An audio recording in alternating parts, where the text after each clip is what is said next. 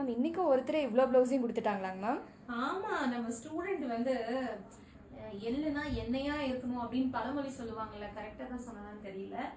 So அந்த பழமொழி மாதிரி பிளவுஸ் கொண்டு வாங்க அப்படின்னு சொன்னா அதோ பல்காவா இத்தனை பிளவுஸ் கொண்டு வந்துடுறாங்க. இது நிறைய பேர் ஸ்டிச் பண்ண பிளவுஸ் நினைச்சிடாதீங்க. ஒருத்தர் எங்களோட ஒரே ஒரு ஸ்டூடெண்ட் வந்து ஸ்டிச் பண்ண பிளவுஸ் தான் இத்தனையும். நான் ஒரு 2 பிளவுஸ் மட்டும் இந்த வீடியோல காட்டிட்டேன். அடுத்தடுத்த வீடியோல நெக்ஸ்ட் பிளவுஸ் காட்டுறேன். ஸோ எனக்கு ரொம்ப பிடிச்சிருக்கு இவங்களோட ஒர்க். ஸோ இந்த பிளவுஸ்ல மெயினா வந்து அவங்க எதை ஹைலைட் பண்ணியிருக்காங்க அப்படின்னா, இதுல வந்து 2 விஷயம். ஒன்று வந்து பிரின்ஸ் கட்டு.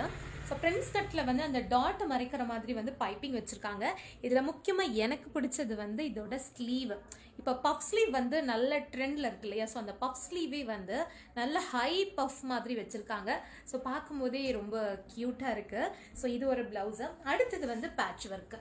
ஸோ எவ்வளோ ஒரு நீட் ஃபினிஷிங் கொடுத்துருக்காங்க. ஒரு பேசிக் டு அட்வான்ஸ் லெவல் ஸ்டூடெண்டோட ஒர்க் இது அப்படின்னு சொல்லும்போது எங்களுக்கு ரொம்ப பெருமையாக தாங்க இருக்குது.